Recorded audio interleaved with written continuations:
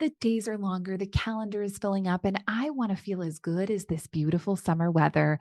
That's why I've been loving Groons. It's one daily pack of gummies that covers my greens, vitamins, and minerals, and even has 6 grams of prebiotic fiber. So I don't need to juggle a complicated wellness routine on top of everything else. They taste amazing.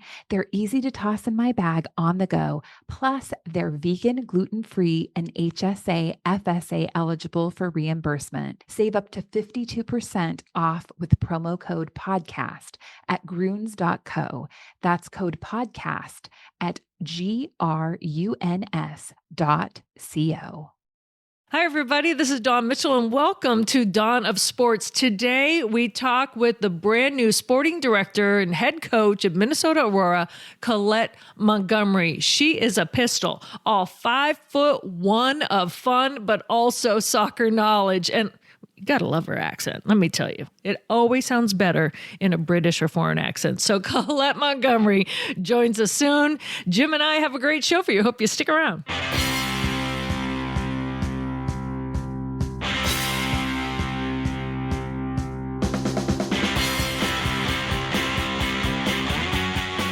Hey, it's a reunion show. This is Dawn of Sports with Dawn Mitchell. Dawn has been traveling, but still doing shows. I was at the Masters and out of the loop for a little bit. We are back together. Our guest today is going to be Collette Montgomery, new coach and sporting director for Minnesota Aurora. We love highlighting the Aurora. Had a great conversation with Collette. It's already recorded. We'll play that at the end of this show. But Dawn and I are probably going to talk a lot about the two biggest stories in town right now. The Timberwolves in the playoffs and winning game one. In what was just a great atmosphere, and the NFL draft coming up on Thursday, which could be one of the most consequential drafts for the Vikings. Dawn, I know you do a lot of work on the Vikings, around the Vikings. Let's start there. I mean, I don't think any of us know exactly what's going to happen, but what's your gut as to what might happen and how important it might be for the franchise? You know, I still have to go with, I believe the competitive rebuild is still on. And the game plan is, now that they have their two picks, right? They have 11th and 23rd in the first round. You package that, move up, hopefully to top 5, and you get a good quarterback. Kwesi Adolfo-Mensah has been just on par with his vision, shall we say, of what's going on. So I would be shocked, Jim, if they don't get a quarterback in that first round. Now, with that said, it never goes as we planned, right?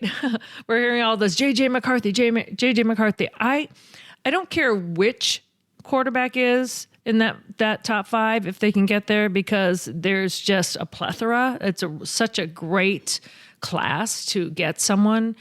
But they need to, if they want a future for this team, they need to get a quarterback, because Sam Darnold, as much as they might want to say, hey, he's a great quarterback and I'm not dissing him, you got to look to the future. Yeah, and I am dissing him. I think he might give you a good month or 2 good months. He's not, just like with Carolina a couple years, whatever it was. It's like he can give you a bit of competence. It's not going to last. It's not going to carry your team. I think that what's couple of really interesting developments. Number one is, I think when Kwesi made the trade for the second first-round pick, he felt like he now had the draft capital to go up and get somebody he wanted. And I think the price keeps going up, because now the Broncos and the Raiders kind of want to do the same thing. The teams at the top of the draft are going to, at least think they can get a huge take. So that's going to be the crux here is, can Kwesi really stomach giving up everything he's going to have to give up to get up to the top 4 or 5 and take a quarterback? And of course, as I wrote about today, I'm not even sure why we think JJ McCarthy's better than Michael Penix Jr. or Bo Nix. And those guys might be there at 11. Well, and I don't even pay attention anymore to the mock drafts or the so-called experts, right? Because there's, some people might say, oh, okay, it's going to be Caleb Williams, it's going to be Jaden Daniels, it's going to be JJ McCarthy. JJ McCarthy's stock has soared ever since we saw him in Indy. Yes, we know that. But there is Michael Penix, there's Bo Nix, there's other players. So People are just saying that maybe in a style of offense like Kevin O'Connell has, that he would be a good fit. But I just think it's the darling name at the moment. Sometimes we know how this works, Jim. People want that name pumped out there to kind of put it away from who they really want. So you never know what is true. No doubt about it. There's a lot of disinformation here these days. And there's also the possibility that the Patriots could trade out. There's the possibility the Cardinals could trade out. There are other teams competing to trade up. So it's going to be fascinating. It's going to be absolutely fascinating. It's going to be. It's going to be fun. It's going to be fun. The hard part is us trying to guess what it's going to be. I just want Thursday to come. I always say that. I just want Thursday to come. I just want to find out who they are, and then let's go. That's how I think. And you know, I've been covering the NFL since 1989, and you know, put aside the whole desperation to win a Super Bowl, and let's just deal with kind of the on the ground reality. You're just trying to put out a good team that has a chance and is fun to watch. One of the best things in sports is watching a good young quarterback develop and figure it out and be coached. And that's what I want. I want them to end up with a quarterback that we can all buy into and watch him grow with Justin Jefferson as his top receiver. That would be entertaining, regardless of what happens with the record. And you know, we've seen other teams get young quarterbacks and they don't flush out, right? So just because you're going to get a top draft pick doesn't mean that everyone that thinks they're going to go on and win the Super Bowl the next year. Let's just simmer down now, right? Like it's not. If it's in the cards, that's a 1 in a bazillion chance. You need to grow a quarterback, and I know that Vikings fans have been patient for a long, long time, but if you get a brand new quarterback, you have to be patient still. It doesn't come overnight. This is Dawn of Sports. The best way to listen to this show or any show you like at talknorth.com is to subscribe to the show at your favorite podcast app. It's free. It's the easiest way to listen. We have a great lineup, best sports lineup in town. Krasinski on the Wolves, Russo on hockey, Roy Smalley and Lavelle Neal, myself on the Twins and baseball, John Millay on Preps, Jeff Diamond on the Vikings, the Viking Update Show. So we have 2 Viking shows analyzing the draft, outdoor content, variety content, Mike Grimm on the Gophers. Check it all out. We do appreciate it. On this show, we talk about all sports. We also try to highlight and promote women's sports. So we're going to talk about the Wolves here in a second. But interesting draft of the Lynx. They get Allison Pilley, it's trade down, which is a pretty clear indication they didn't want to get Angel Reese, who's a very good defender, and they ended up taking a very good offensive player, which is interesting because, you know, this player has 2 things you can't coach. She has offensive touch and she has size. And it's going to be really – and she was a dominant scorer in college, and she scored very well against very good teams. It's going to be really interesting to see if she can do that in the WNBA. And if she can, all of a sudden this team's offensive capabilities increase dramatically. Yeah, I was just thinking, oh, that was a curious move. And then when they got her, I said, wow, her and Nafisa on the floor at the same time, that could be huge if they learn to work together and how they can work her. So I agree. I was surprised because, again, like we talk about, just like with the NFL draft, here was the WNBA draft, like all these experts are saying, hey, if they want to go to the front court, it's going to be Angel Reese. It's going to be Angel Reese. And then to have that chance and no, they didn't. That's where drafts fascinate me, but I'm with you. I think that if they can get her up to speed pretty quickly, she'll be a great addition. They're getting bigger. Teams in WNBA now, you gotta get bigger, you gotta get faster. So let's see if they can do it. I thought it was really funny that and I heard a bunch of people, I even heard people with masters, college basketball fans saying this. It's like, oh, Caitlin Clark, why did she leave college? This is so embarrassing. She's going to go to the WNBA. She's not going to make as much money as she did in college. And I didn't interrupt them, but she was always going to make more money because she was going to be the highlight, the star of national advertising campaigns. And what do we see now? She's going to make $28 million or so from Nike. She already has the State Farm ads. She should get paid more to play in the WNBA. The NBA is still in its financial infancy, trying to push forward and get the funding so they can pay their players more. But Caitlin Clark is going to make I can't say $1 million. She's going to make $100 million playing for the WNBA when you combine all the revenue streams. Don't even get me started, Jim. This past week, I can't even tell you how many times I've had to tell people, and this is fellow women coming at me, basically saying like I'm against women, that I did not think it was a gender issue. They were trying to compare her contract with a rookie contract in the NBA. And I said, that's apples and oranges. And they're like, no, it isn't. So this argument that they're trying to create is ludicrous. I'm like, then you haven't been paying attention, but I'm happy that you're paying attention now, right? I said, the WNBA has a CBA. They have rules they have to go by. They have 40 games. They don't have the amount of games the NBA has. They don't have the money. So it's not everyone was going on and on about just how discriminatory it was that Caitlin Clark was only making, $76,000. I go, well, she's also on a rookie contract, and they didn't know what that meant. So it's different than when you're in the IOC and there's the Olympic Committee, and I believe men and women should be making the same. But when it's a business like a WNBA where you don't have the money coming in, it's not fair to compare her contract with someone in the NBA. Now, with that said, maybe now she can bring eyeballs to the WNBA and people can pack the stands, get the money coming in, get the merchandise there, and then it can grow. Like you said, it's in its infancy.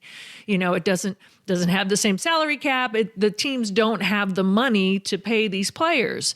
But you can't just say Caitlin Clark should be getting paid, I don't know, pick the highest paid player in the NBA. It doesn't work that way. Yeah. Right. It doesn't work that way. And then to be screaming that it's discriminatory, it's kind of off the mark. So I said, now listen, if you want to grow, we want opportunities for women. So now that there's an opportunity, let's get more WNBA teams. But first, you have to sell out the ones that you have. You have to create interest. You have to get them more on television. It has to grow first. So, I know the seed of it is let's make women's sports better, and I'm 100% for that. You can't compare one contract to the other yet. Even the NBA wasn't at its stature when it first started.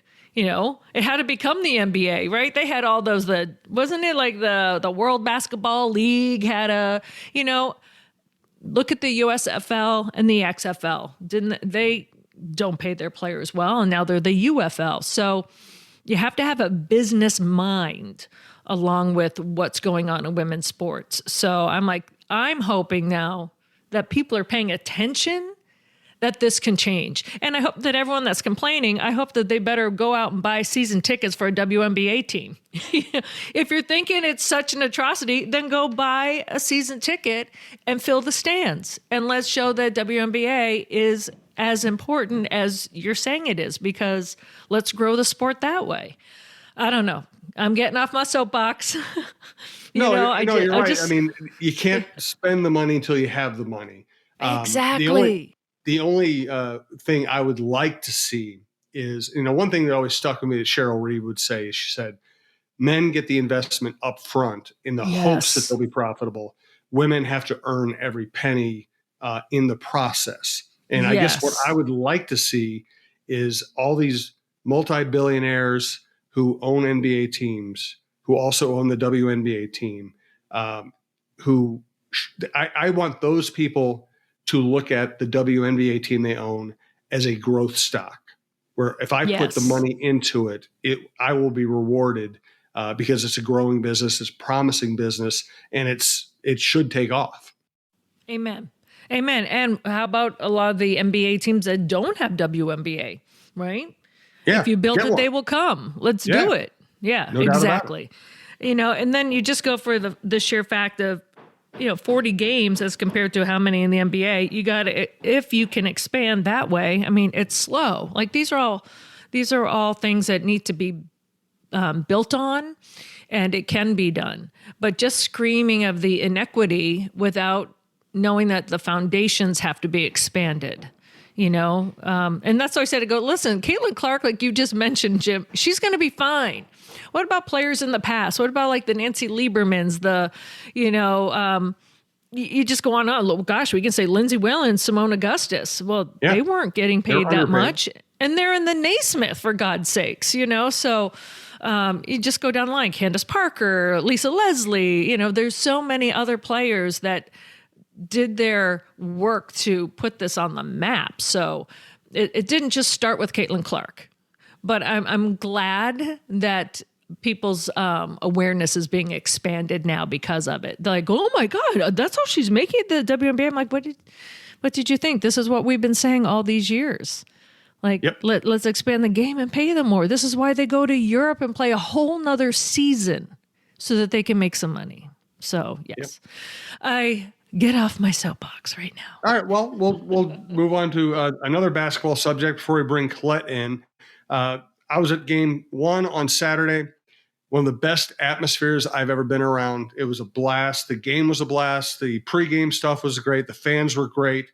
It was just so much fun. And it kind of reminded me of the Twins playoff games last year, where where Minnesotans just, and listen, I'm sure everybody's nervous and paranoid, but people enjoyed the experience. And that's what this has got to be about. You don't know if a team's going to win a championship, and you can't have your heart broken every time a team doesn't win a championship.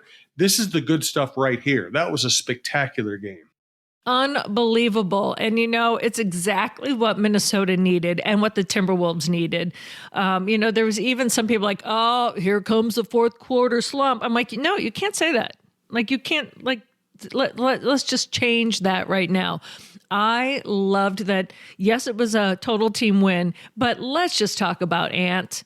Unbelievable. And I loved he and KD going back and forth, but even Kevin was smiling and laughing. Like, he gets it. He was like, afterwards in the post game, he was like, that's hoops, man. Like, that's, yes, it was great to go and the kind of have the little banter with Ant, but that's hoops. That's what we love. Like, you could just tell them they're both smiling. And I just loved it. Like, the whole thing. And then when they just kind of put their foot on the pedal and just blew it out in the fourth, I was like, oh my God, this is amazing. And to have like people like JJ in the crowd, Adrian Peterson throwing footballs in the crowd. This is what you at least wanted for the opener of the playoffs in your hometown. So hopefully they can keep it up and let's see this thing rip. But I was just loved how Kat was doing it at first, and then everyone came in and did their thing. Alexander, I was just like, this is flowing. This is flowing. Keep it going. But the atmosphere was bar none amazing. Like you said, if you could encapsulate the Twins from last summer and put it in a building, that's exactly what it was.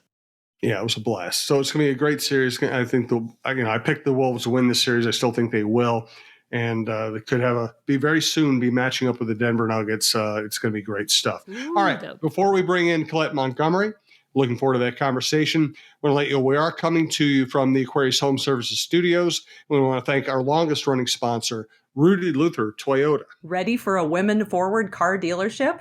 Rudy Luther Toyota empowers their many women on staff in sales, management, and service. Whether you are looking for a new Toyota or pre-owned vehicle, Rudy Luther Toyota has something for everyone. Every vehicle comes with a Luther Advantage. 10 cents off fuel and car wash discounts at holiday stations, Luther Advantage warranty, and 5-day return policy on pre-owned vehicles. Located just 5 minutes west of downtown Minneapolis, off 394 and General Mills Boulevard. And they're also hiring. Want to join the team but don't know where to start? Visit rudyluthertoyota.com today. Also want to thank one of our newer sponsors around the TalkNorth.com platform, Beta Bay Boat Club. Beta Bay Boat Club offers a limited number of season-long memberships in our private club and half-day or full-day pontoon boat rentals on Lake Minnetonka. Members have the opportunity to play on luxurious pontoon boats as well as a variety of well-appointed deck boats, speedboats, and offshore boats. Our daily pontoon boats are deluxe, custom-built boats with many amenities and comfortable seating for up to 14 people. Beta Bay Boat Club, Country Club Boating, 24 years in business and voted Minnesota's best 3 years in a row. Please visit us at betabayboatclub.com for more information. We look forward to welcoming you this summer. Yeah, looking to spice up your adventures? Well, you're in luck. Meet Define Destinations, your local tour company based right here in Minneapolis-St. Paul area with over 25 years of experience crafting unforgettable group tours. At Define Destinations, they're all about making travel easy and oh so exciting. Their 2024 lineup is jam-packed with epic destinations and experiences that are hard to find on your own. From the sun-kissed shores of Croatia to the pasta paradise of Italy, they've got you covered. Plus, they include airfare, tasty meals, and must-see attractions. It's like a vacation jackpot. DefinedDestinations.com, where every journey is an adventure. That's DefinedDestinations.com, your ticket to an unforgettable experience. All right. Well, we pre-recorded our conversation with Collette Montgomery. So here it is. Here's Dawn chatting with Collette Montgomery, a really cool new addition to the Minnesota sports scene. As promised, our conversation with Collette Montgomery, new head coach and sporting director for Minnesota Aurora, which a program, a franchise we love highlighting on this show. So Dawn, take it away. Collette, I'm so excited to have you on this program. You and I met last week in person, but now the podcast viewers get to hear from you. Welcome to the Aurora and taking the next baton from Nicole and moving it forward. How have you been? This must be a whirlwind for you. Yeah, well, first of all, thanks for having me on, Dawn. Pleasure to be here. It's been a whirlwind, but I've really enjoyed the last couple of months spending it with Coach Nicole before she headed out to her role at US Soccer. So happy to be here and excited for what's to come. You know, I know that one of the mottos, and Jim and I have been talking about this ever since we started this podcast, that one of the bases for Aurora is not only to provide great soccer, which it has, but empowering women along the way. And you want someone like a Nicole Lukic to go on to the U.S. national program and be a scout and get talent. And then you also want to lean back and give someone else an opportunity. And that's very important to you, isn't it? It absolutely is, yeah. We want to equip and empower young women to take their place in the world, wherever that helps them to be. But right now within the Aurora system, it is a pathway to pro.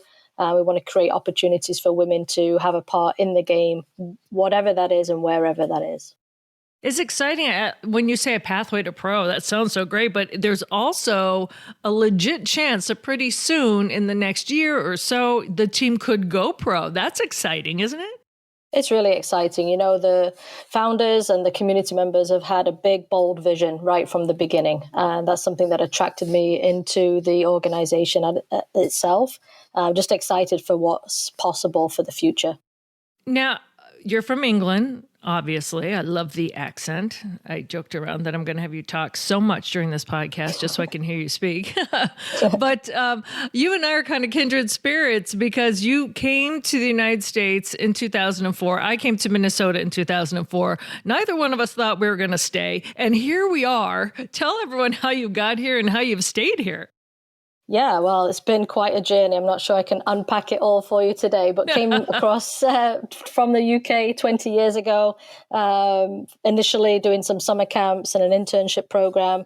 And that just led to more and more opportunities. Minnesota's really become home these last 20 years. It's really been great to be here in the state itself and also to form community and family here. You dug your roots in initially, if I'm correct, in Edina. And then you were also a coach at North Central College. It's got to be a good gig for you to leave North Central College, right? Because when you're at college girls, you just kind of become part of their lives. How that transition must have been difficult. Yeah, I'm a big believer in holistic development. So it's not just about the X's and O's. It's about how we help young women to be who they're supposed to be and find that out and find their passions. So yeah, definitely difficult to say goodbye to the young women that I was working with and the young men at North Central University, but excited for their future and now excited for this stage of my career. I love the fact that we also include the men here. So sometimes when you're coaching men and women, there's different ways to go about it. How is that? What are the differences? When I speak to, my brother is a soccer coach and I have some other friends who are coaches in different sports and said, women, you don't really have to correct them twice, but you also hear every single thing that's going on in their life. Like the communication is very different. How is it for you? Yeah, one of my ways that I've approached coaching is to coach individuals, even though we're in a team sport. So I love getting to know each individual. At the university setting, we had about 45 student athletes, each uniquely created and wired and gifted. And, my job as a coach is really to help them understand the strengths that they have and how that works in a team environment. And yeah, there's differences between the men and the women. overall, just love working with people and finding out what they do really well and how we can leverage that for success. What's been the learning curve knowing that, pretty soon you're going to be opening up games? It wasn't really a long plank you had to kind of get on board here. Yeah, Nicole and I have spent a couple of months here, building the roster. We're excited about the top caliber players that we're bringing in, as well as some of the fan favorites returning.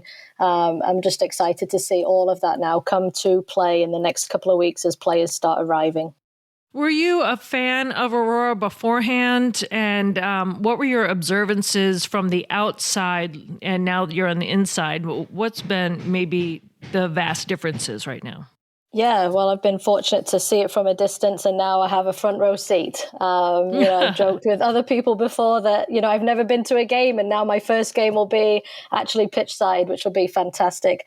But I've really, really admired the organization from the outset. The for community, by community tag is definitely something that I fully believe in, and I believe that Coach Nicole and her coaching staff, along with everybody else within the sporting department and the front office, have done a phenomenal job in laying a really good foundation, building a tradition of winning, and now I'm excited to see where we go in the future.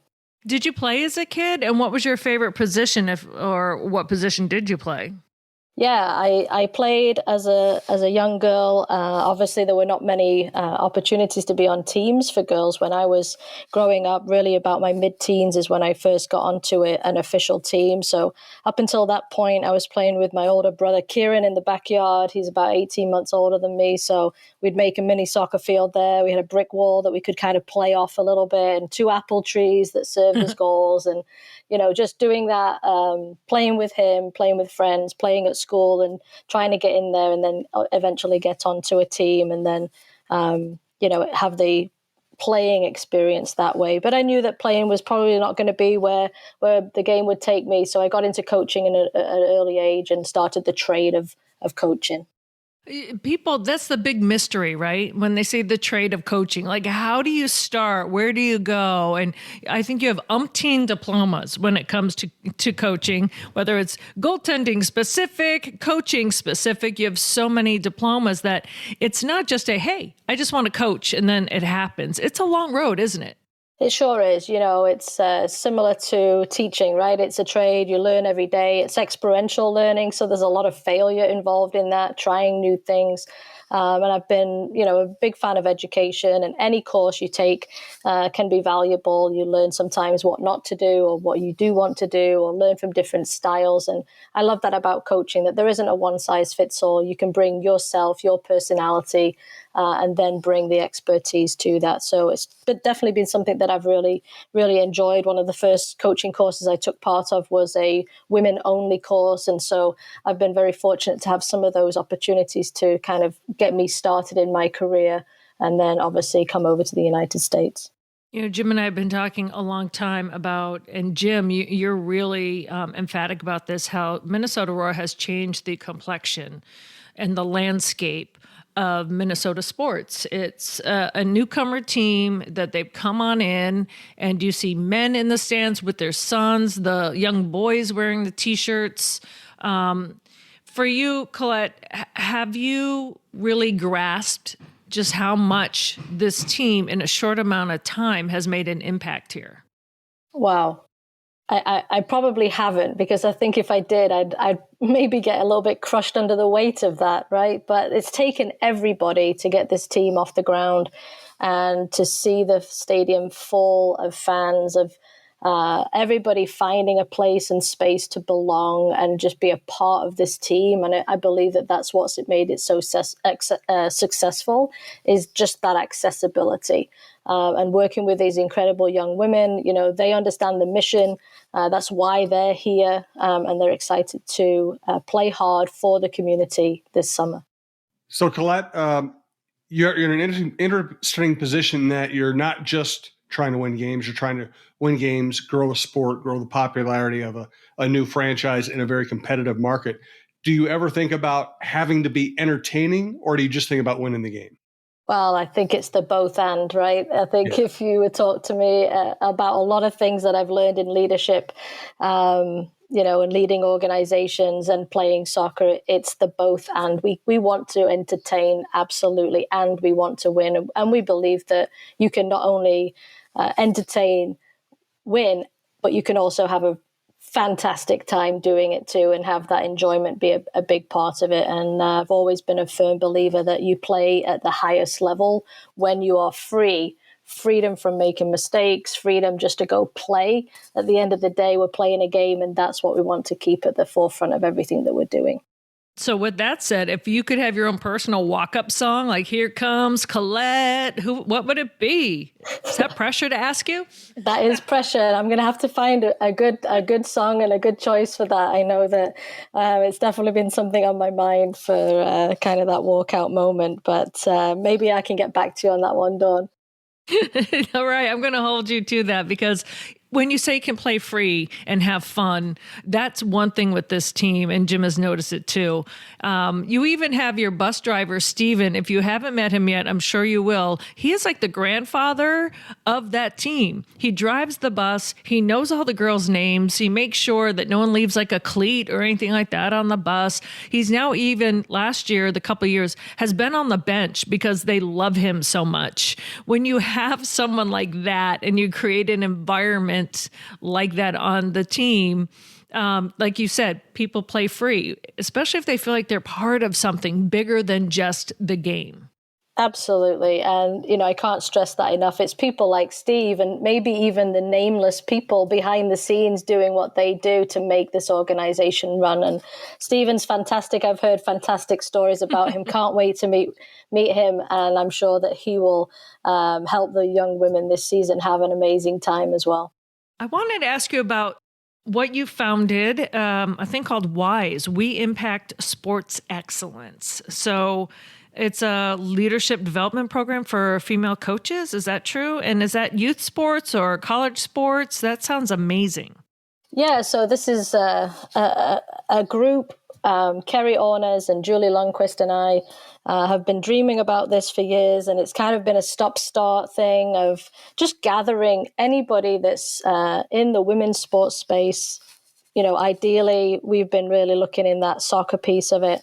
And just helping leaders within the space, whether you're a referee, an administrator, a coach, maybe a team manager, just really be connected and have the support systems that they need. We ran a leadership camp for girls a couple of years ago, and we were able to use the book by Angela Duckworth about grit. And so to couple the sports experience with leadership experience is something that all three of us are passionate about.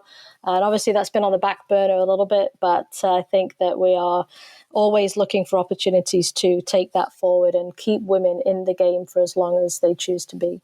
How big a part of your job is recruiting, and how much is Aurora now in a position where people are seeking you out as opposed to you having to go beat the bushes for them? Yeah, I think recruiting is always on. We're never not recruiting. And along with recruiting comes retention too. So creating an exceptional player experience is one of our high priorities. And it's definitely that both. And again, we're both out there actively recruiting, and then we're also having people fill out our Recruit Me form or contact us via email, or college coaches reaching out, really trying to build that network so that if people are interested in Aurora, these are the steps that we can take to get you taken a look at.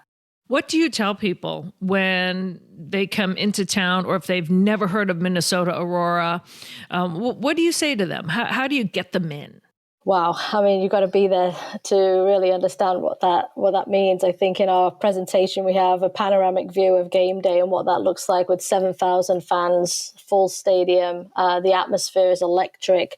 And so, again, just creating that sense of community everywhere I go and I mention Aurora. I'm really surprised how many people know about it, saying I'm coming, I'm getting my tickets. I just got a text even late last night from a friend out in the Morris, Minnesota area saying, hey, we're bringing 8 people to the game on this date. And so more and more the reach is going, and people just really wanting to come and experience it for themselves. Well, I love too that women already from this team have moved on to not only like Nicole going to, a more lofty position, but the players have gone pro. Like I told you earlier that when I was out in Paris, I saw Tiana Harris that used to play for the team playing pro out in Paris. And she's not the only one. So in just a short amount of time, the footprint for jump starting or launching women to bigger things game wise has become so relevant, hasn't it? It sure has, from Morgan Turner in the first year to then Tiana and others in the second year. We are really, as a staff, again, continuing to reflect on how can we help players get to that next level or extend their game playing experience beyond the Aurora environment. We know that this is a pit stop for them in their summer experience. But, we really want to create that environment where players can come here, leverage that platform, and then be, launched out into what they want to do in the future in the game. And you also have kind of an embarrassment of riches when it comes to the stadium and the partnership with the Vikings and the fact that they're all in and say, yes, bring people here, like enjoy it. That's just such a amazing avenue to have. Absolutely. We couldn't do this without the Vikings partnership with TCO and Training House and everything that they provide, to have world-class facilities, even at this part of the franchise, is unbelievable. And it really has helped to get the organization to where it is today. Yeah, I've seen other teams come in for the first time and be like, what? This is where you play? What? You have to see where we play. Yeah. No, it's an amazing facility. And I think Coach Nicole says this a lot, when she shows those people or showed them in the past the recruiting slide deck and we pull up that panoramic view of the stadium. It's just really fun to watch their jaws drop and be like, wow. We just sit in that moment and it's a really cool experience. Do you have friends from England that are going to plan to come on over, or is that kind of a long journey just to see what Collette is doing these days? No, I'm getting definitely some family members. My mom and brother and sister are on the phone with me even in the last couple of days here about plans to come and can it work around the season and how does that go with my availability and being able to see and experience all the things that Minnesota has to offer. So I'm excited about that, to reconnect with people that I haven't seen for a while, as well as friends and family. Oh, that's so awesome. Good for you. That's going to be so much fun. Mm-hmm. Now, for people that they're, footballers, that's what, people across the pond call them. Who was your favorite player growing up that you just loved? You might have had a poster of, or I know that you loved Manchester United. So was it a player on that team? Who was your favorite growing up? Well, that's a tough question because, I grew up watching and supporting Manchester United. And I actually grew up watching Italian football, believe it or not, because that was really only what was on TV at the time. So watching Fiorentina with Gabriele Batistuta and watching the Inter Milan and the AC Milan derby. So a lot of the players that I liked were more defensive type players. I love a Roy Keane. I love the creativity of an Eric Cantona. Of course, David Beckham when he came on the scene. In the early days, Ryan Giggs, just a really fantastic winger, left-footed, just phenomenal players that really inspired me. Oh, there's so many. You're bringing up names and it's just bringing me back. I'm like, oh, that's right. When, you'd finally get one of those games here on air when I was growing up young, you wouldn't get all the European ones. Now you can. You're like, woo. But I mean, now they even have like the games. I see my 12-year-old nephew playing, FIFA soccer on there. I'm like, oh, this is amazing how much that has come over to the United States. But it's just, the game is just so rich with history that when you say that, I'm like, oh, that's right. I forgot all those names. Yeah, and for a Manchester United fan right now, those are the glory days, right? So it's good to go back and reminisce around those times. We're still hopeful that Ten Hag can bring us back to where we've been, or maybe even just take us into the new future. Maybe that's what we need to keep doing, is keep looking forward and not always look back. But yeah, the accessibility of the game, both the men's and the women's, is unbelievable. And I think that we've already seen that when we invest in women's sports, The viewership is there, the attendance is there, and so really an exciting time. Absolutely. And once again, this year, Minnesota Aurora is our partner. It's going to be on Fox 9 Plus. And I say our because I also work at Fox 9. So Fox 9 Plus will be carrying the game. So yes, the visibility is there. We still want people to go to the games. But if you just, for some reason, can't get out to Eagan, you can watch on Fox 9 Plus. And the first game's coming up, right? May 23rd against Chicago Dutch Lions. That's when it all opens up for you. That's exciting, isn't it? Yeah. And I want to say thanks to Fox 9. You've been a partner since the beginning, and for sure for yourself, Dawn, just being with us since the beginning has really helped the trajectory of this team.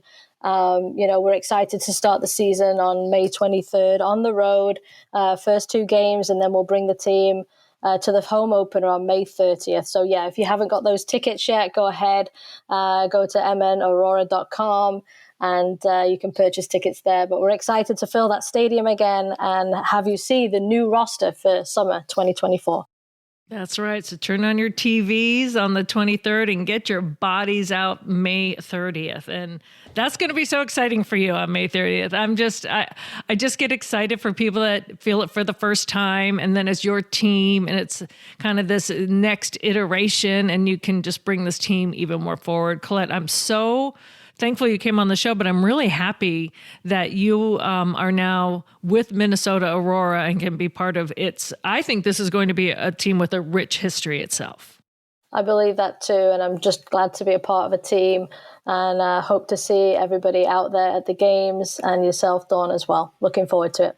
All right. Thank you so much, Collette Montgomery, new head coach, sporting director of Minnesota Aurora. And it's going to be a fun summer. Thank you so much. Thank you, Collette. Appreciate it. Thanks, Jim.